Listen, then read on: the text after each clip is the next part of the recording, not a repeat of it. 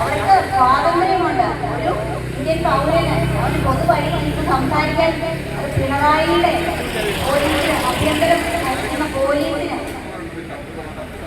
അതിന്റെ കൺട്രോൾ അല്ലെങ്കിൽ ചുക്കാൻ പിടിക്കാൻ കഴിഞ്ഞാൽ വിടാൻ ഒരു അവകാശമില്ല.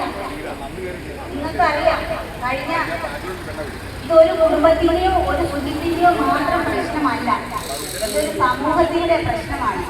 ഇത് നമ്മൾ ഇപ്പോൾ പ്രതികരിക്കേണ്ട സമയം വളരെ കഴിഞ്ഞിരിക്കുന്നു. നമ്മൾ പ്രതികരിക്കാൻ എന്തെങ്കിലും നിങ്ങൾക്കറിയാം, നിങ്ങൾ സോഷ്യൽ മീഡിയ വഴി കണ്ടു കാണുമല്ലോ കൂത്താട്ടുകുളത്തിന്റെ പ്രശ്നം എന്താണ്.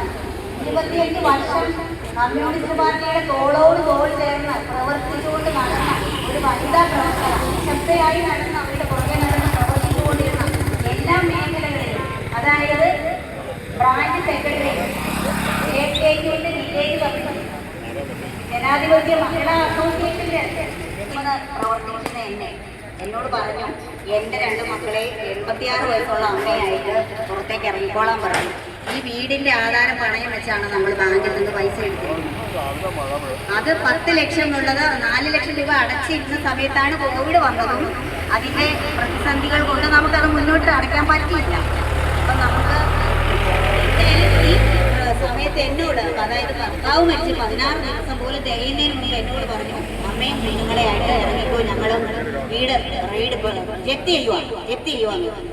ഞാൻ പറഞ്ഞു, സഖാവി ഒരു ശകല സമയം എനിക്ക് തരണം, എൻ്റെ മനസ്സൊന്നും ഇതിൽ നിന്നൊക്കെ ഒന്ന് മുക്തമായിക്കോട്ടെ എന്ന് പറഞ്ഞു. അതൊന്നും പറഞ്ഞാൽ പറ്റുകയില്ല. എൻ്റെ ഒപ്പം ഈ CPM-ന്റെ മുതിർന്ന നേതാക്കന്മാരൊക്കെ ഇഷ്ടംപോലെ ഈ ബാങ്കിൽ നിന്ന് ലോൺ എടുത്ത കാര്യമൊക്കെ എനിക്കറിയാം.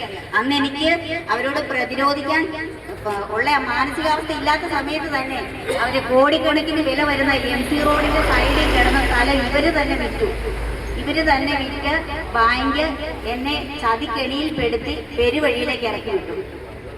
ഇത് ഞാൻ ശരിക്കും പറഞ്ഞാൽ നമ്മുടെ താഴെത്തട്ട്, അതായത് ലോക്കൽ സെക്രട്ടറി മുതൽ നമ്മുടെ സംസ്ഥാനം ഭരിക്കുന്ന മുഖ്യമന്ത്രി പിണറായി വിജയന്റെ വരെ ശ്രദ്ധയിൽ ഒക്ടോബർ മാസത്തിൽ 2024 ഒക്ടോബർ മാസത്തിൽ അദ്ദേഹത്തിന്റെ ശ്രദ്ധയിൽപ്പെടുത്തി. അവിടെ നിന്ന് ഒക്ടോബർ കഴിഞ്ഞ് ഞാനൊരു 5 മാസം ആദ്യം അതിന് ഒരു മറുപടി, അത് കേരള ബാങ്കിന്റെ പറഞ്ഞല്ലോ, ഗോപികോട്ടമുറിയിൽ പറഞ്ഞെന്ന്, വായി പഴം തള്ളി ഇരിക്കുന്നവർക്ക് മാത്രമേ പറ്റുള്ളൂ. അതുപോലെ തന്നെ ഞാൻ അദ്ദേഹത്തെ പോയി കണ്ടു. ഞാൻ എൻ്റെ അവസ്ഥ ഞാൻ പറഞ്ഞു. ഇവർ ചെയ്തത് എന്താണെന്ന് വെച്ചാൽ, എന്നോട് മക്കളെ കൂട്ടി ഇറങ്ങാനാണ് പറയുന്നത്. ഞാനൊരു സാവകാശം ചോദിച്ചു. ഞാൻ ഈ നേതാക്കന്മാർക്കൊക്കെ ഞാൻ ലെറ്റർ ഇട്ടു. ഒരു മറുപടി പോലും അതിൽ ഇവർക്കത് സംസാരിക്കാനും തീരുമാനിക്കാൻ ഇഷ്ടംപോലെ സമയം ഉണ്ടായിട്ട് പോലും ഇവരെന്നെ അത് കേൾക്കാൻ തയ്യാറായില്ല. ഞാനെന്ന പ്രവർത്തകയുടെ ബുദ്ധിമുട്ട് കേൾക്കാൻ അവർ തയ്യാറായില്ല. അവര് എൻ്റെ കോടിക്കണക്കിന് വില വരുന്ന സ്വത്ത്, കൂത്താട്ടുള്ള MC റോഡിന്റെ സൈഡ് നിങ്ങൾക്ക് അറിയാമല്ലോ, എത്ര ലക്ഷം കോടിക്കണക്കിന് വില വരുന്ന സ്വത്ത്, അത് അവര് തന്നെ മുൻപിൽ നിന്ന് വിൽപ്പിച്ച് ഒരു ഭൂമാഫിയായെ കൊണ്ട് എടുപ്പിച്ച്, ഞാൻ ആളുടെ പേരൊന്നും പറഞ്ഞ് ഞാൻ അപമാനിക്കാൻ ഞാൻ തയ്യാറാകുന്നില്ല, അത് കേൾക്കുന്നവർക്ക് മനസ്സിലാവുമെന്ന് എനിക്ക് തോന്നുന്നു. ഭൂമാഫിയയെ കൊണ്ട് വിൽപ്പിച്ച് അവർ എന്നെ പെരുവഴിയിലാക്കി, എൻ്റെ കുഞ്ഞുങ്ങളെയും പെരുവഴിയിലാക്കി. ഇതിന് ഞാൻ പ്രതികരിച്ചു വെച്ചാൽ